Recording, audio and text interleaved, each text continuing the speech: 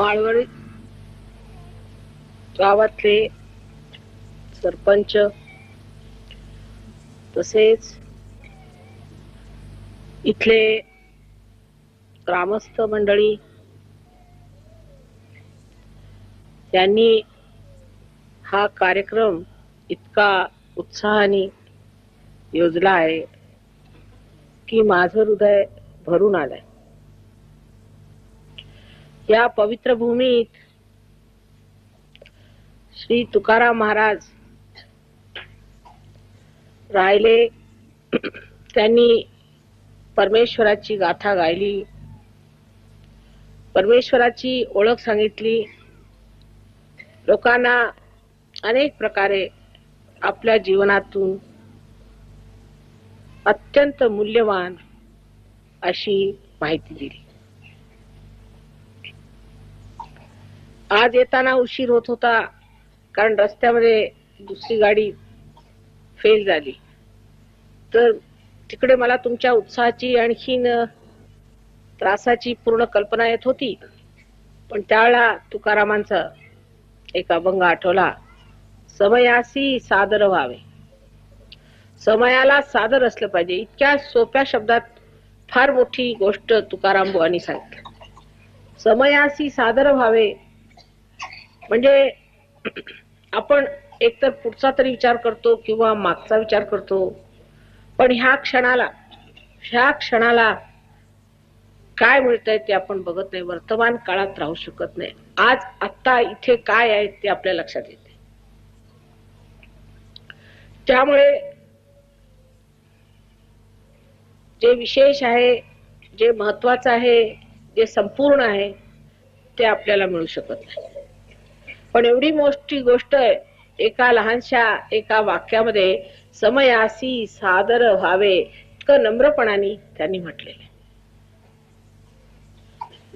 इतका उत्साह, इतकं प्रेम तुम्ही आईला दिलं, त्यासाठी माझ्याजवळ शब्द नाहीत।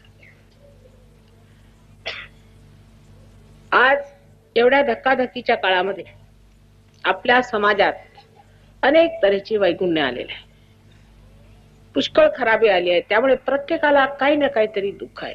कोणाला शारीरिक दुःख आहे, तर कोणाला मानसिक दुःख आहे।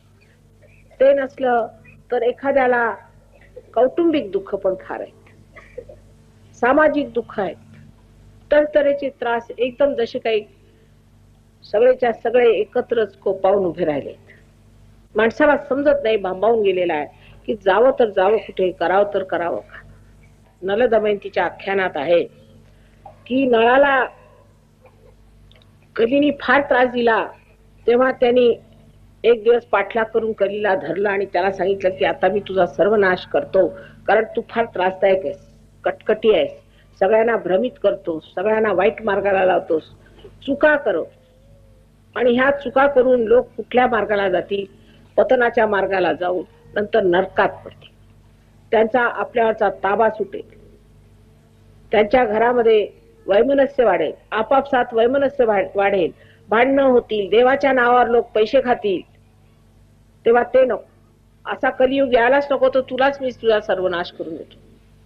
तेव्हा कलीने सांगितलं की कबूल, हे सगळं होणार, मी जेव्हा येईन तेव्हा अज्ञानात लोक पडतील आणि ह्या सर्व गोष्टी होतील, हे मी मान्य करतो, पण माझं महात्म्य तू ऐकून घे।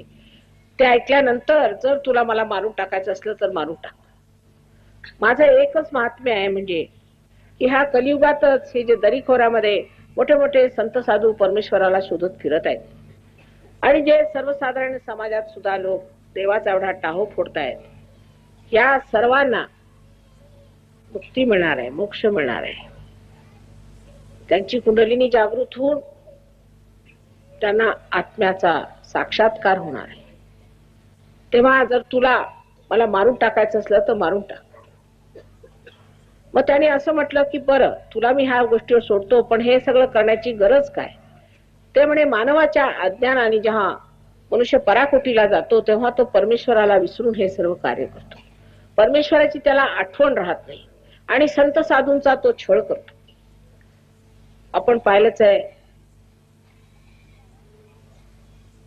की एवढे मोठे संत श्री तुकाराम त्यांच्या सगळ्या पोथ्या या इंद्रायणीत उडवल्या गेल्या, पण ही नदी केवढी पवित्र की तिने त्या सर्व दशा आणून किनाऱ्यावर घातले.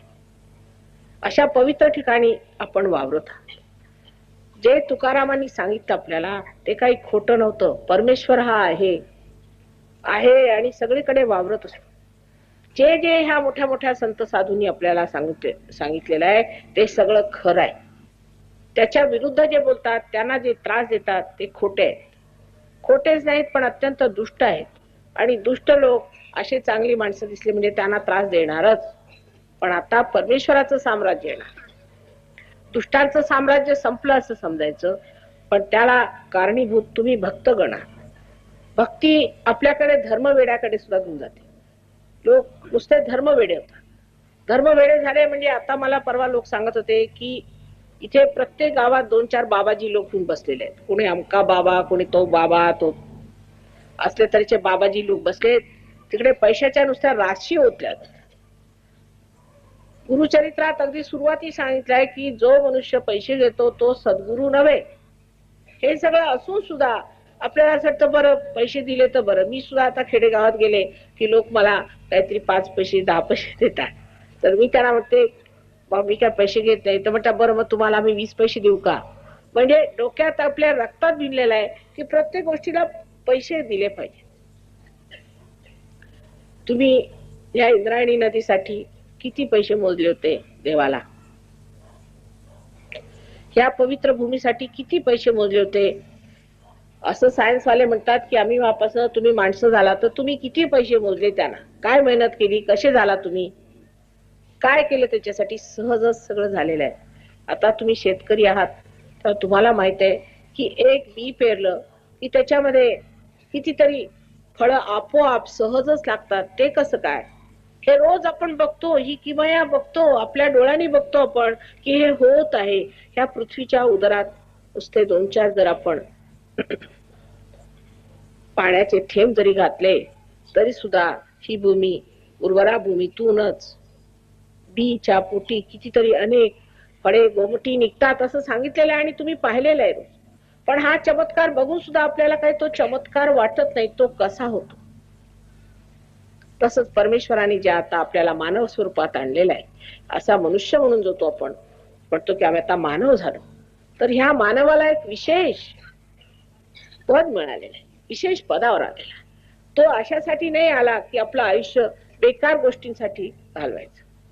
नसती भांडणं, नको ते व्यसन, नको त्या आवडी, अशा रीतीने मनुष्य आपलं हे पवित्र जीवन एवढं महत्वाचं, एवढं मोठं परमेश्वराने हजारो वर्ष मेहनत करून तुम्हाला मानव केल्यावर ते घालवत. आणि नाही तर धर्माच्या नावावर सुद्धा महामूर्खपणा आपण करत असतो. त्याला काही अर्थ आहे का.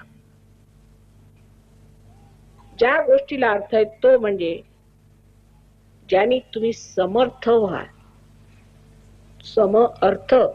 अर्थ कोण, तर तुम्ही जे आहात, जो तुम्ही आत्मा आहात, त्या आत्म्याचा प्रकाश तुमच्या आयुष्यात, तुमच्या हृदयात सगळीकडे पसरला पाहिजे. पण जेव्हा आत्म्याचा प्रकाश येतो तेव्हा बोध होतो. एकनाथ महाराजांनी म्हटलेलं आहे की बोधाची मी भरी न परडी. आईला म्हटलेलं आहे की आई मला जोगवा दे, जोग दे.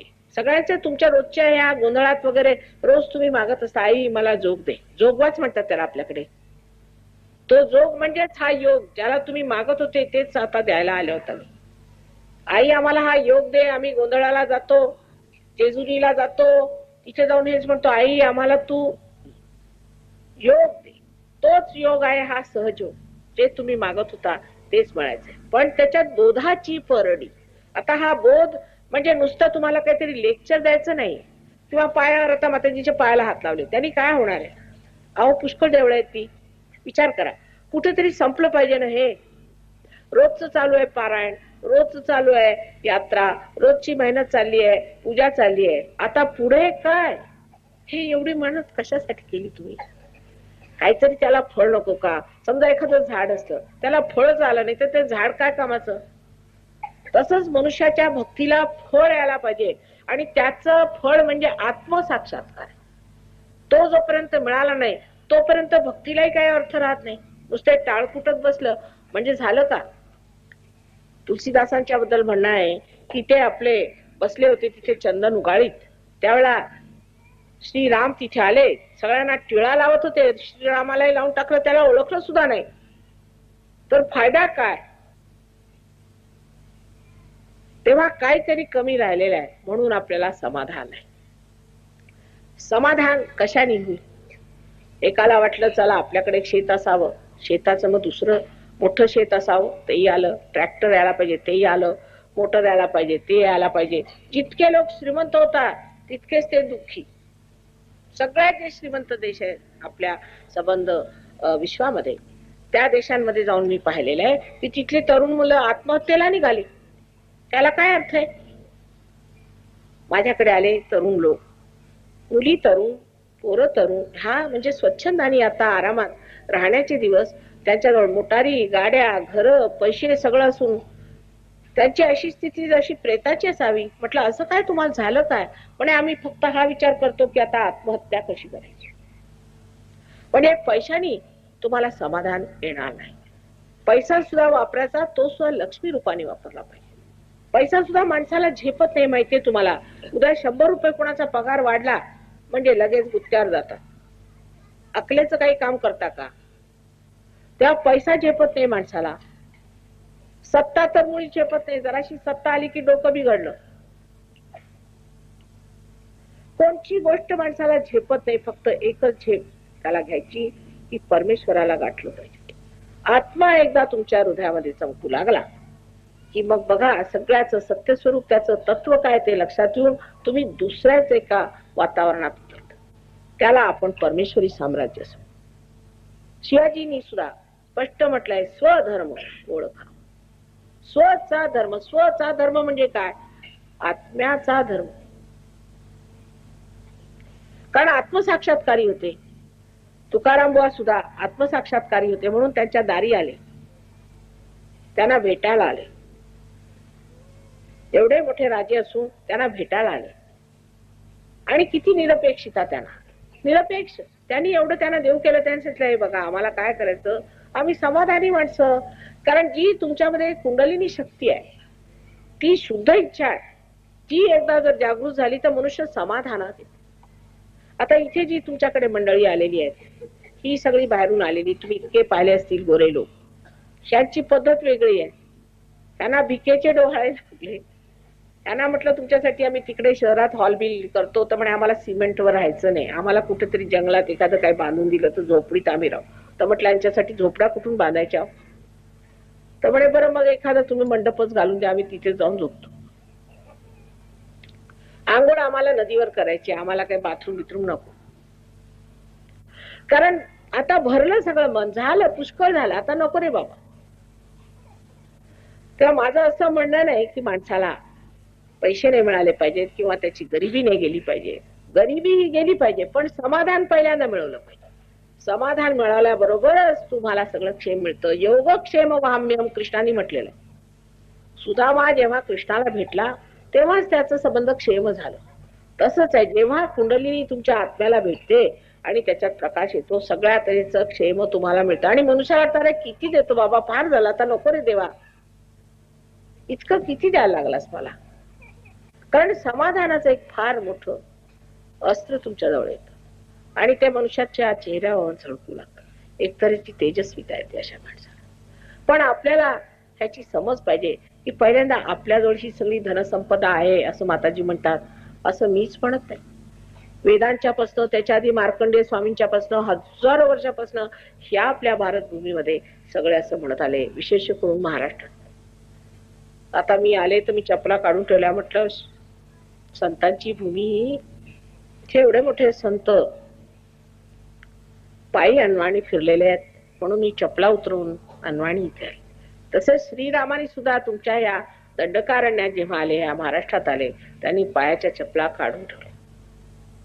सीतेने सुद्धा आपल्या चपला काढून ठेवल्या, लक्ष्मणाने आपल्या चपला काढून ठेवल्या. या पवित्र भूमीवर आम्हाला चालायचंय बाबा.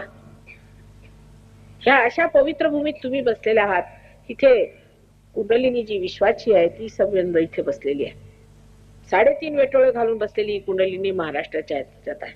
आणि हे जे पुण्याचं शहर आहे, आता काही राहिलं नाही असं म्हटलं तरी चालेल, पण तरी ह्याला पुण्यपट्टणम असं म्हटलेलं आहे. म्हणजे साऱ्या जगाची पुण्य ह्या पुण्य. आणि मी सुद्धा पुण्यातच घर करून शेवटी राहायचं असं ठरवलं.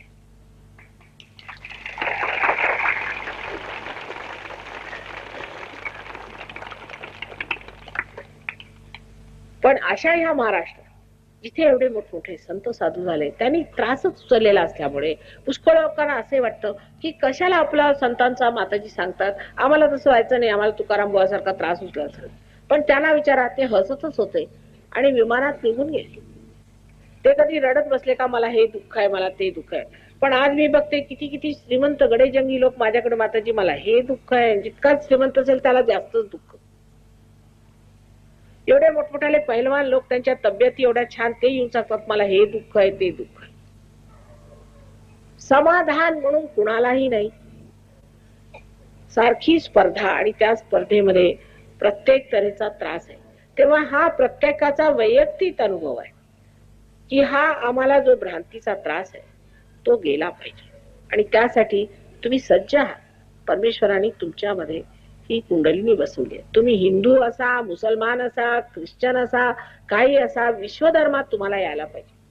विश्वधर्मात आता हे जातीचे प्रकार जे चाललेले आहेत, त्याला मारले, त्याला मारले, ब्राह्मण ब्राह्मणेतर, अमक मराठा, अमक ते, हे सगळं जायला पाहिजे. ते जाणार कसं? कारण तुम्ही विश्वधर्मात यायला पाहिजे. विश्वधर्म तुमच्यामध्ये आहे. हा जो आत्मा आहे हा विश्वात्मा आहे. हे आपण जे बनवून ठेवलेलं आहे हे सगळं आपण बनवलेलं आहे. पूर्वी कर्मानुसार जाती असायच्या. नाही तर व्यासमुनी कोण होते तुम्हाला माहितीये? कोळीनीचा मुलगा, त्याच्या बापाचा पत्ता नाही. वाल्मिकी कोण होते? कोळी होते साधे. रैदास कोण होते? ते रैदासचे लोक लंडनला मला भेटले तर मला आश्चर्य वाटलं. मला म्हणायला आले की माताजी, रैदासला आणि कबीरदासला हिंदुस्थानात मान नाही. म्हटलं असं कसं? हो म्हणे, आम्हाला तिथे देऊळ बांधू दिलं नाही लोकांनी, आम्ही बांधलं तर पाडून टाकलं, म्हणून आता आम्ही लंडनला येऊन रैदासचं आणि कबीरदासचं देऊळ बांधलं. म्हणजे काय शर्मेची गोष्ट आहे. ह्या जाती पायी तुम्ही एवढ्या मोठ्या मोठ्या संत साधूंना खाली पाडून टाकलं. तेच नामदेव आपले गेले होते नानकांच्याकडे, गुरु नानकांच्याकडे. त्यांनी त्यांचं पाचारण केलं, त्यांचं स्वागत केलं. तेव्हा काय म्हणे, आमच्याकडे तुम्ही आले केवढे मोठे. आणि त्यांना मुख्य स्थान, नामदेवांना मुख्य स्थान त्या ग्रंथ साहेबात दिलेलं आहे. आपल्याकडे त्यांना अरे हा शिंपी, हा देवळात गेला चालायचं. हे तरतरीचे प्रकार आपल्याकडे झालेले आहेत. आणि ते होण्याचं कारण असं की अजून आपल्या रक्तात वैमनस्य भरलेलं आहे. काहीतरी बहाणा घेऊन वैमनस्य करायचं. तू काळा आणि मी गोरा, तुला अमकं तर तुझा बाप तसा, तू असा तर तू तसा. आम्ही सर्व एक आहोत, एका परमेश्वराच्या अंगाचे प्रत्यंग आहोत. ही भावना जोपर्यंत आपल्यामध्ये खरोखर आपल्या बोधात, म्हणजे आपल्या नसा नसात येत नाही, तोपर्यंत नुसती भाषण देऊन जाणार. ही भांडणं संपणार कधीच संपणार नाहीत. आता परवा मी एका प्रकल्पात तिथे गेले होते संगमनेरला.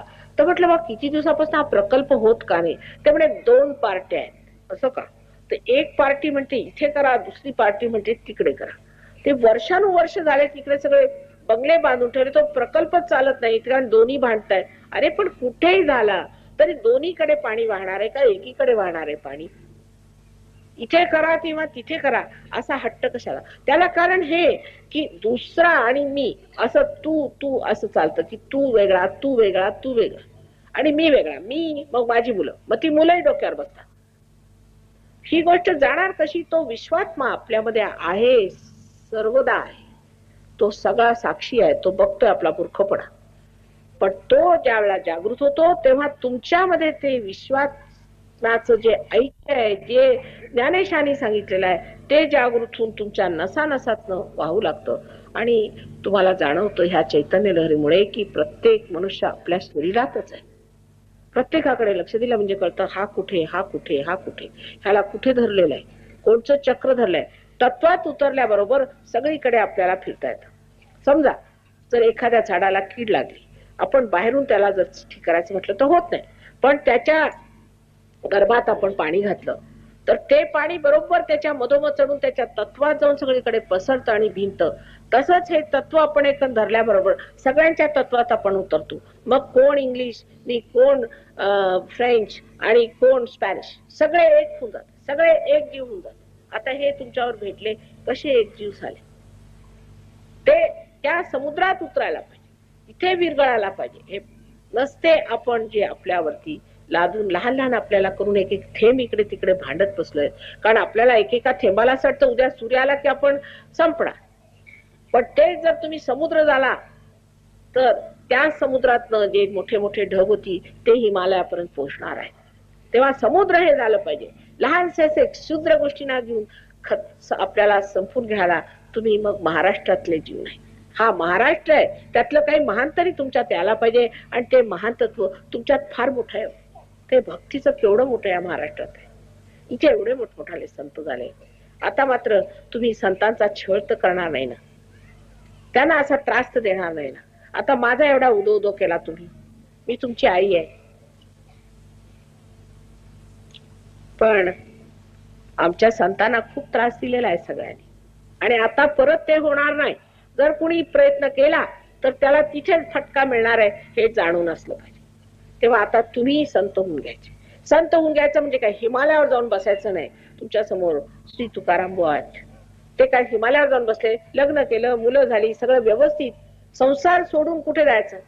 समर्थ ज्यांनी सुद्धा संन्यास घेतला होता, कारण त्यांची व्यक्ती अशी होती, ते हनुमानाचे अवतरण होते. म्हणून जरी त्यांनी लग्न नाही केलं तरी सांगितलंय की संसार सांडून कुठे जाऊ नये. ज्यांनी संसारात राहिला, संसारात राहायचं, लग्न करायचे, मुलं बाळवायचे, हे सुद्धा एक यज्ञ आहे. पण कायद्यात राहिलं पाहिजे, कायद्यात सगळं झालं पाहिजे. आता त्यात सुद्धा भांडाभांडी, त्यात आजकाल मुलीच्याला आंधण दे रे, पैसे दे रे, मग विधवा झाली रे, अमक तमक, बायकांच्या बरोबर नुसतं छळून छळून काढायचं. आजच एक बाई भेटायला आली, नवरा दारू पितो, मुलांना काही खायला नाही. ती बिचारी एवढ्या मोठ्याची बायको आणि कोणाच्याकडे भांडी घासते, कारण नवरा दारुडा.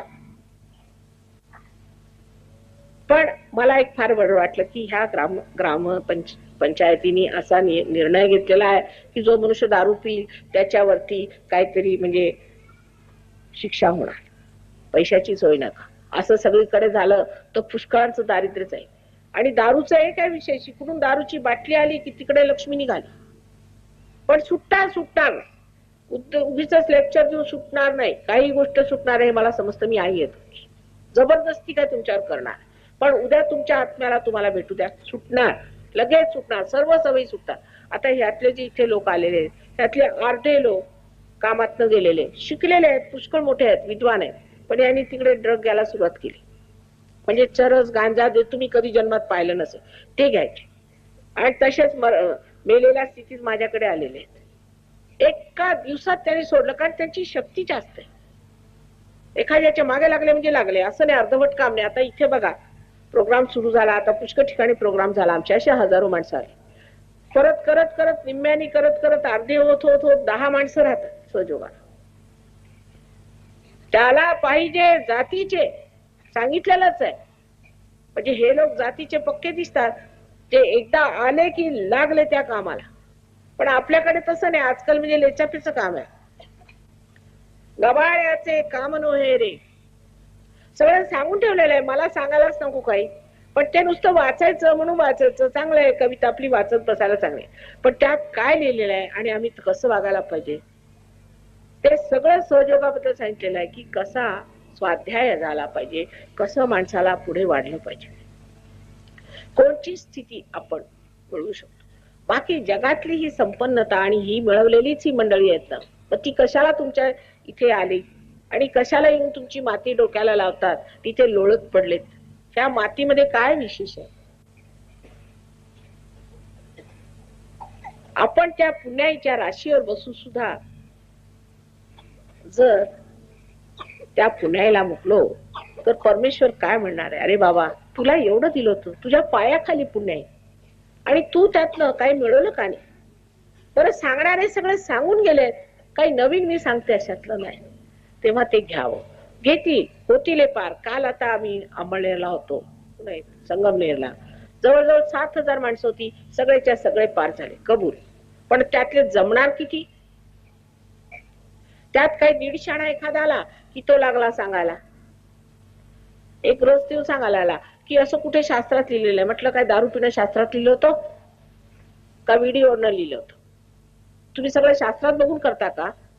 जे चांगुलपणाचं काम आहे ते करायला, कारण आहे शास्त्रात, नाडी ग्रंथात लिहिलेलं आहे, त्याच्यानंतर मार्कंडेय स्वामींनी लिहिलेलं आहे, सगळं वर्णन आहे. पण पसायदान जे आहे ते संबंध हेच आहे, पण त्यातला खोलवर अर्थ बघायचा नाही. आणि मग ते येऊन बसले पंडितजी म्हणे की हे आहेत. असं कसं होतच नाही. या शास्त्रात मोठे शास्त्र शिकलेले दिसतात. तुम्ही काय भलं केलं कोणाचं? आपले खिशे भरण्यापलीकडे आणखीन काय केलं का? तर मग काय बुवाबाजी सुरू, बुवाबाजी करे. आपण बघतो इतकी नाटकं झाले, इतके काय काय झाले, पण तरी तेच असं का? आणि जे सत्य आहे तिकडे आपण का चिकटत नाही? सत्याला आपल्याला चिकाटी का नाही? त्या शिवाजी रायांनी साधे मावळे घेतले, आणखीन संबंध जिंकून घेतले. नुसता एकच मंत्र म्हणायचे, ही श्रींची इच्छा. अहो पण श्रींची इच्छा जी आहे ती तुमच्यात आम्ही जागृत करतो, तरी सुद्धा तुम्ही काय जमत नाही त्याला. काय असं झालेलं?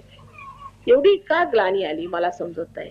गांधीजींच्या स्वातंत्र्याच्या वेळेला आमचे वडील आई इतक्यांदा जेलला गेले. आम्ही एवढे श्रीमंत लोक, आम्ही झोपडीत राहिलो, आमची काय काय दुर्दशा झाली, सगळं आम्ही सहन करून घेतलं. त्याला नुसतं स्वातंत्र्य मिळालं, त्याची काय वेळ आहे ती दिसतच आहे म्हणा पुढे. पण हे स्वतंत्र मिळवण्यासाठी का मेहनत करू नये आपण? त्यांनी सर्वच प्रश्न मिटणार आहेत, सगळंच भलं होणार आहे, सगळेच आनंदाच्या सागरात पोहणार आहेत, आणि परमेश्वराचा क्षेमच तुमच्यावरती येणार आहे. मग कशाला घेऊ नये? जर कृष्णाने सांगितलं तर काय खोटं सांगितलं का? इकडे हरे रामा हरे कृष्ण म्हणत जायचं, आणि कृष्णाने जे सांगितलं की योगक्षेम वाम्य मध्ये योग घेत, योगाशिवाय क्षेम नाही असं कृष्णाने सांगितलं. नाही तर तो उलट म्हणाला असता, क्षेम योग म्हणाला असता. पण ते इन्शुरन्सच्या याच्यामध्ये लिहितील योगक्षेम वाम्य, म्हणजे कोण? इन्शुरन्स वाले आपले योगक्षेम काढतील मेल्यानंतर. ते आपल्याला पटत, पण जे खरं आहे ते पटत नाही. इथेच मला समजवायचं आहे. ऐक आई स्वरूप, आईला असं वाटतं का रे बाबा तुझ्या जवळ आहे सगळं, हे सगळं म्हटलेलं आहे ना तुझं पाशी, ते घ्यायचं नाही का? तुझ्या सगळं ठेवलंय ना वाढून, मग घे. आम्ही काय मेहनत केली, कसा स्वयंपाक केला, काय ते रुचिकर आहे की नाही ते तू खाऊन तर बघ, आणि खाल्ल्यावर पचवलं पाहिजे. जर ते पचवलं नाही, ते अंगी लागायचं नाही, अंगी लागलं पाहिजे. एक सर्वसाधारण भाषेमध्ये समजून सांगायचं म्हणजे असं आहे की सगळा उत्साह फार असतो आपल्याला, पण तो क्षणिक नसला पाहिजे. तो क्षणिक नसला पाहिजे, सातत्याने ते झालं पाहिजे, तरच त्याला काही अर्थ आहे. तुम्ही जर नुसता एका वेळा उत्साह दाखवला, एखादा मोठं उत्साह करून आपण जर काही बी पेरलं, तर त्या बीला बघायला नको, त्याची रोपं यायला नको, ते रोपाला नीटपणे पाणी द्यायला नको, आणि जपून त्याचं वृक्ष वाढायला नको का? आणि त्या वृक्षाला मग फळं लागायला नको का? असा आपण आपल्याला प्रश्न विचारतो. आईचं काही म्हणणं नाही, मला तुमचं फक्त जे आहे ते तुम्हाला द्यायचंय, तुमच्या किल्ल्यात तुमच्या हातात. पण एकदा जर का किल्ली दिली तरी वारंवार ते बघायला पाहिजे, नाही तर सगळं काही वाया जायचं. तेव्हा आता सगळ्यांनी पूर्णपणे दृढ निश्चयाने मनामध्ये असा विचार करून की आईनी आम्हाला जर कुंडलीची जागृती दिली तर आम्ही त्याच्यावर मेहनत करू. आधी काही तुम्हाला मेहनत करावी लागणार नाही. बीला आपण जेव्हा पेरतो तेव्हा ही आई पृथ्वी माता ही तिला रूप देते, त्याच्यात अंकुर निघतो, पण नंतर तुम्हाला मेहनत करावी लागते. तशीच हे अंकुरलेलं तुमचं जे आहे त्याला तुम्हाला सांभाळावं लागतं. 1 महिना जरी तुम्ही व्यवस्थित मेहनत केली तर तुम्ही जमून स्वतःचे गुरु होता. त्याला काही सोडायला नको, काही करायला नको. सोडायचं काय? जर धरलंच नाही तर सोडायचं काय? पण 1 महिना तरी अगदी व्यवस्थित त्याला मेहनत पाहिजे, आणि ते अगदी सोपं काम आहे. त्याच्यासाठी आम्ही तयार आहोत. आता पुण्यालाच राहणार आहे तेव्हा तुमच्यावर वाटेल तेवढी मेहनत करूया. पण पहिल्यांदा तुम्ही स्वतःबद्दल एवढं लक्षात ठेवलं पाहिजे की तुम्ही फार पवित्र भूमीत बसलात, आणि तुम्ही सगळेच्या सगळे जसे तुकाराम बुवा विमानात गेले तसे जाण्याला सिद्ध होऊ शकता. तेव्हा ती सिद्धता तुम्ही मिळवली पाहिजे. आज हे लोक तुमच्याकडे आले तिथे, उद्या तुम्ही लोक तिकडे जाऊन त्यांना शिकवू शकता. ही गोष्ट अगदी खरी. तुम्हाला अजून आपल्याबद्दल कल्पना नाही, ही पण दुसरी गोष्ट आहे. म्हणून मी ही पूर्ण तुम्हाला कल्पना दिलेली आहे, आणि कृपा करून आता हे स्वीकारावं, हे जे दान आहे ते घ्यावं. मी काहीच देत नाही, हे परमेश्वराचं जे वाहत आहे ते घेऊन घ्यावं आणि स्वतःच नाही ते बघून घ्यावं. जेव्हा तुम्हाला कुंडलीची जागृती होऊन आणखी ब्रह्मरंध्र छेदन होईल तेव्हा त्याच्यातनं असे थंड थंड गार गार वारे येतील. त्याच्याबद्दल आदिशंकराचार्यांनी संस्कृतात म्हटलेलं आहे, सलीलम सलीलम, थंड थंड असे वारे येतात, अगदी गार वाटतात. आणि हातामध्ये असे गार गार गार गार सगळीकडे वारं लागतं थंड थंड. म्हणजे संबंध ही सृष्टी चैतन्यमय आहे. जी शक्ती, ज्या शक्तीच्या द्वारे हे सगळं रोजचं काम सहजगत्या जे जिवंत कार्य घडत असतं, जेवढं जिवंत कार्य घडत असतं ते संबंध ह्या चैतन्यामुळे, ह्या ब्रह्मशक्तीमुळे होते. ही परमेश्वराची प्रेमाची शक्ती आहे. ती सर्वप्रथम आत्मसाक्षात्कार झाल्यावरती हाताला लागते. पण तुकाराम फक्त एकटे होते, त्यांना कोणी साथीदार नव्हता, म्हणून त्यांनी कविता लिहून ठेवून दिल्या. ते समजणारे सुद्धा फार कमी त्यावेळेला. उलट दुष्ट, त्यांना वाटलं आपलं पोटावर पाय येतो, माझ्या मागे लागतात म्हणा, पोटावर पाय येतो म्हणून त्यांना त्रास द्यायला लागले. पण तुम्ही शहाणपणा धरावा आणि हे हृदयात धरून हे सत्य ते बाळगावं आणि नंतर आत्मसाक्षात्कार झाल्यावर त्याचं संगोपन करून बरोबर ह्या पूजनीय दशेला उतरावं. ही पूजनीय दशा तुम्हाला फारच अगदी सहजच मिळणार आहे. तर सर्वांना विनंती आहे की सर्वांनी आत्मसाक्षात्कार घेऊन नम्रपणे तो स्वीकारून आणि त्याच्या पुढच्या मार्गाला लागून इतर सर्वांचं सुद्धा भलं करा. तुम्ही एवढा उत्साह दाखवला, इतकं प्रेम दाखवलं, ह्या सगळ्यांना बघून सुद्धा अगदी आश्चर्य वाटलं की बघा कसं हृदय उघडून सगळ्यांनी म्हटलेलं आहे. तेव्हा जरी दर्शन म्हणजे पायावर येणं ते जरी नसलं, तेवढं जमायचं नाही तरी सुद्धा काही हरकत नाही. आपण पायात सगळ्यांच्यात जातो, सगळ्या देवळात फिरलो, तिथे आहेतच सगळं ते. पण आता तुम्हाला कळेल की पंढरीला तुम्ही गेले तर तिथे काय आहे. आतापर्यंत दगडच होते ते, पण आता तिथे गेल्यावर चैतन्य केवढं त्याच्यातनं वाहत आहे, म्हणून पंढरीनाथ. खंडोबा काय ते कळणार नाही. खंडोबाला आपण 100दा जातो, जेजुरीला जातो, तिथे जाऊन एवढा गोंधळ घालतो, पण खंडोबा काय ते कळत नाही का. जाऊन बघितलं तर चैतन्यच वाहून राहिलेलं आहे. तर तऱ्हेने तुम्हाला लक्षात येईल हे चैतन्य वाहत आहे सगळीकडे, म्हणून हे खंडोबा आहे, पृथ्वी तत्वातनं आलेलं वरती आहे. आता ह्या सगळ्या ज्या आपल्या महाकाली, महालक्ष्मी, महासरस्वतीची, तुळजापूरची भवानी म्हणा किंवा माहूरची, माहूरगडावरची किंवा आपलं कोल्हापूरची, ह्या सगळ्यांचं काय महत्व आहे ते लक्षात येईल. कोल्हापूरला महालक्ष्मीच्या देवळात जाऊन आपण उदो उदो अंबे म्हणतो, म्हणजे ती कोण, तीच तर कुंडलिनी. कशाला महालक्ष्मीच्या देवळात जाऊन म्हणायचं, कारण मध्य तत्वामध्ये महालक्ष्मी आहे, मध्य तत्वामध्ये महालक्ष्मी आहे आणि तिथूनच त्या तत्वातनच ही उदो उदो अंबे म्हणतो, ती कुंडलिनी जागृत होते. म्हणून तिथे महालक्ष्मीच्या देवळात आपण जाऊन असं म्हणायचं.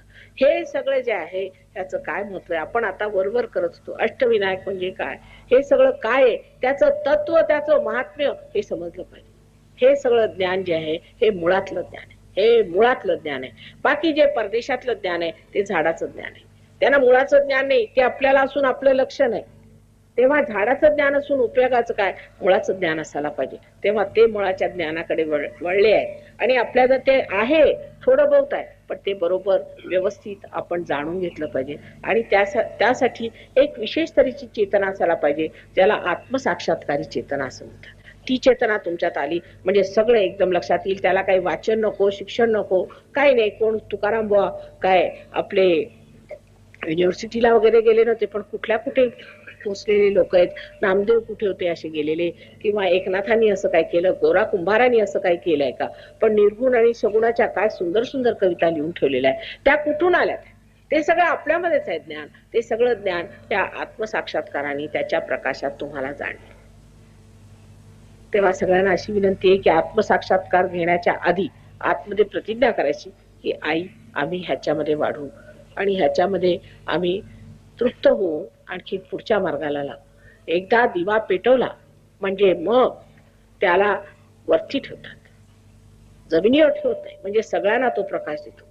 दिवा पेटवल्यानंतर त्याचं कार्य काय, प्रकाश देणे. त्याच्या आधी सगळी भक्ती झाली, त्याच्या आधी सगळं काय झालं. आता दिवा पेटवला, आता प्रकाश दे, आता प्रकाश दिला पाहिजे. आणि तसंच आता होणार आहे. तुम्ही सगळे इथे जे आलेले आहात त्यांना सगळ्यांना आत्मसाक्षात्कार होईल अशी मला पूर्ण आशा आहे. कारण ज्या भूमीवर तुम्ही बसला आहात ते अत्यंत पवित्र भूमी. परमेश्वर तुम्हाला सुबुद्धी देव, अनंत आशीर्वाद देव, ज्यांनी तुम्ही परमेश्वराच्या साम्राज्यात आनंदात सदा सर्वदा काळ चिरंतन राहा.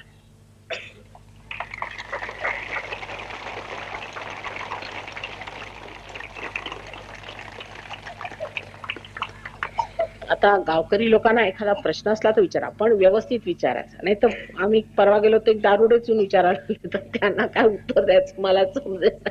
आता म्हटलं जाऊ दे, आता जिंकून आले त्यांना करायचं काय, बाहेर करा आणखी काय. तर वेड्यासारखं काय विचारायचं नाही, शहाणपणाने विचार.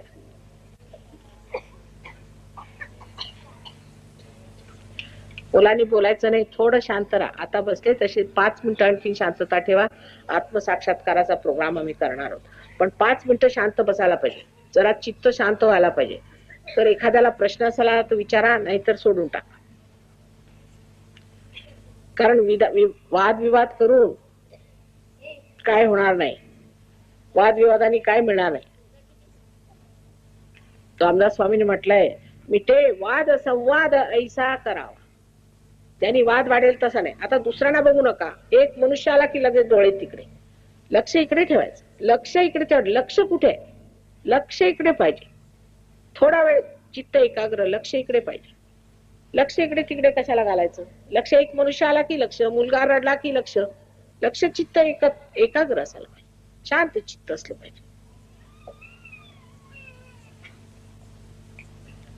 बर, तर आता आपण आत्मसाक्षात्काराचाच प्रोग्राम करूया. अगदी सोपं काम आहे. पहिल्यांदा सगळ्यांनी असे हात ठेवायचे, मधून उठून बाहेर जायचं नाही, दुसऱ्यांना त्रास द्यायचा नाही. सगळ्यांनी शांतपणाने असे हात ठेवायचे.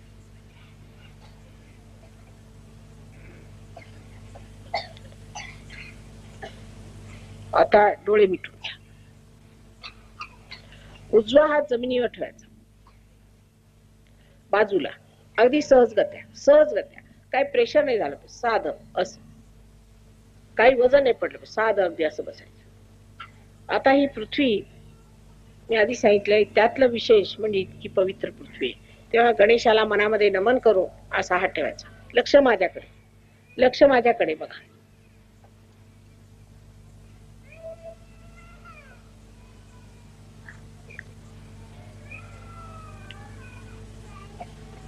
त्या पृथ्वीला नमन करून, श्री गणेशाला नमन करून असा हात ठेवायचा मनामध्ये.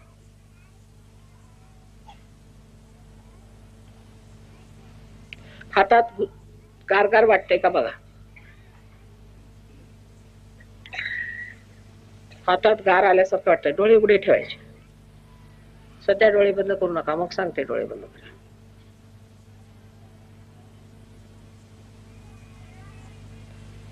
ही पृथ्वी आहे ना, ही सगळ्यांचे ताप पाप सगळं ओढून घेते. इतकी कमालीची पृथ्वी आहे तुमची. तो पृथ्वीचा भाग तुम्हाला परमेश्वराने दिलेला. जास्त काही मला मेहनत करायलाच नको. इथे वाटतंय, हातात गार वाटतंय का? येतंय? हो म्हणा, तोंडाने हो म्हणायचं.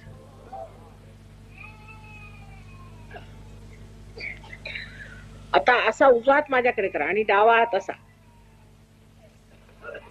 म्हणजे आकाश तत्वाकडे आपल्याकडे जे विचार वगैरे असे येतात ते जाण्यासाठी. अहंकार, मनुष्यामध्ये अहंकार फार आलेला आहे. 2 पैसे आले की अहंकार.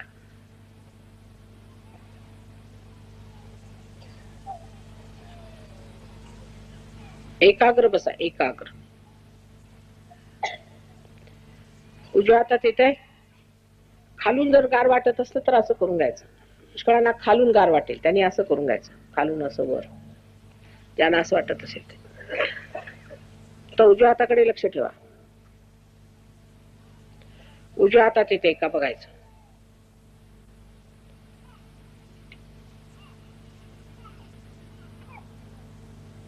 येतंय? आता हे चैतन्य आहे. हे दोन्हीकडनं, म्हणजे आपल्याकडे संतुलन नाही, म्हणून हे संतुलनात तुम्हाला बसवलं मी. आता डोळे मिटून दोन्ही हात वर करायचे असे आकाशाकडे, आणि असे मान अशी मागे टाकायची, आणि असं म्हणायचं की हीच काय परमेश्वराची प्रेमशक्ती आहे. मनात म्हणायचं, हीच काय ब्रह्मशक्ती आहे, हेच काय विश्वव्यापी चैतन्य आहे. असा प्रश्न करायचा. श्री माताजी, ही परमेश्वराची शक्ती आहे का? ही परमेश्वराची प्रेम शक्ती आहे का? असे तीनदा प्रश्न विचारायचे.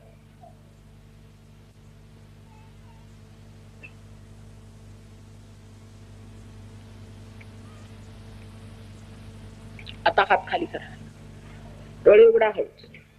डाव हात माझ्याकडे करायचा, उजवा डोक्यावर बघा. गार येते का डोक्यात? आधी गरम येईल. आहे मुलांना लवकर येतं, मोठ्यांना जरा कमी. आता दुसरा हात घ्या, उजवा हात. आधी सोपं काम आहे बघा.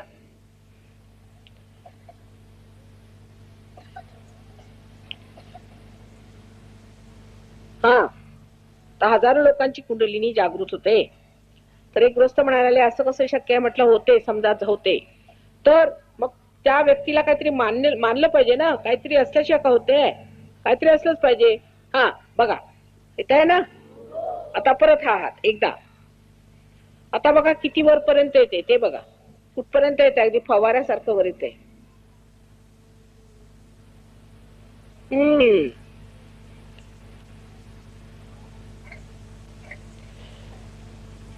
आता नमस्कार करून मनामध्ये निश्चय करायचा की आम्ही सहयोगाला लागू आणि पूर्ण प्रयत्न करून सगळ्या वाईट सवयी सोडून टाकू. इतकं माताजींच्या समोर म्हटलं तर ते होणार. सगळ्या आमच्या वाईट सवयी सोडू देत आणि आम्हाला सहयोगामध्ये वृद्धिंगत होऊ देत, असं मनामध्ये म्हणा. म्हणजे बघा, कळेल तुम्हाला.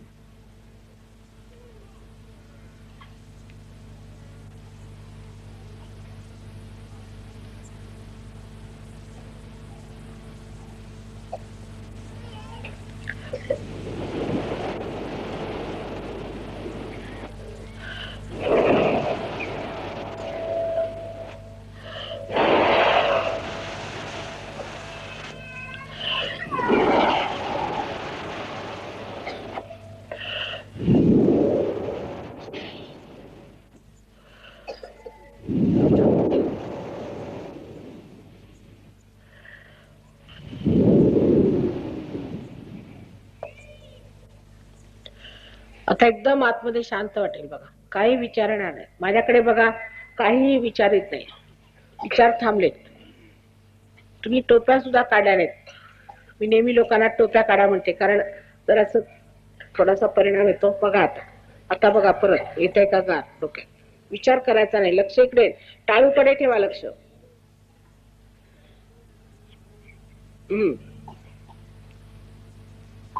तिकडे येतंय का सगळ्यांच्या? त्या साईडला काय हो?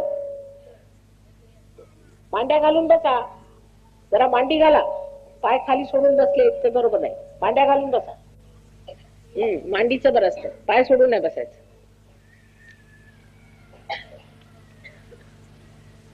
दुसऱ्या हाताने बघा आता, येतंय का? बोलायचं नाही, बोलायचं नाही. ह्याच्यानंतर शांत राहा. तर शांती जी मिळाली आहे, शांतीची पै शांती, म्हणजे शांतीची जी शांती आहे त्याच्यावर जी शांती आहे ती गाठली पाहिजे. शांतीची पै शांती म्हणजे शांतीचं जे तत्व, जी शांती आहे ती शांती आपल्या इथे स्थापित झाली पाहिजे.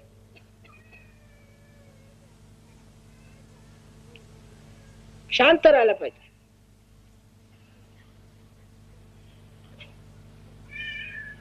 छान वाटतंय? हात खाली करा. थोडे मिटून 1-2 मिनिटं डोळे मिटून राहायचे. 2 मिनिटं डोळे मिटा. बघा सगळीकडनं गार गार वाटतंय बघा, गार येऊन राहिलंय.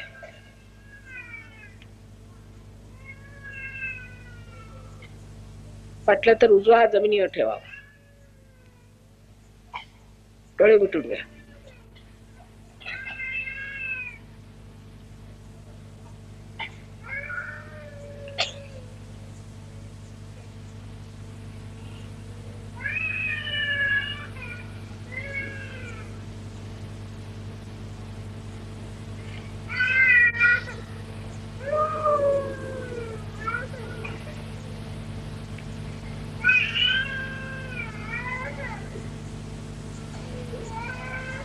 कबीरानी म्हटलेलं आहे की संत जन उतर गए पार.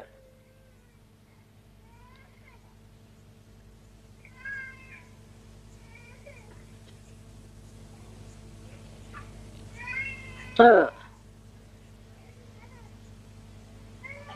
आता दोन्ही हातांनी बघा. आता तुमच्यासाठी फोटो आणलेले आहेत ते इथे तुमच्या सेंटरवरती आम्ही ठेवणार आहोत. जी मंडळी सेंटरवर येतील त्यांना फोटो मिळतील. तसं सेंटरवर येऊन ध्यानधारणा कशी करायची ते शिकलं पाहिजे. नुसतं एकदम उफाण आल्यासारखं नाही करायचं. शांत चित्तानी सगळं मिळवून घेतलं पाहिजे आणि मिळवून एक गुरुत्व साधन केलं पाहिजे. म्हणजे श्री तुकाराम बुवांच्या आत्म्याला केवढा आनंद होईल, किती त्यांना सुख समाधान मिळेल आणि त्यांना वाटेल की झालं माझं कर्तव्य पूर्ण झालं. अशी संधी त्यांना द्यावी ही विशेष आशीर्वादाची गोष्ट आहे.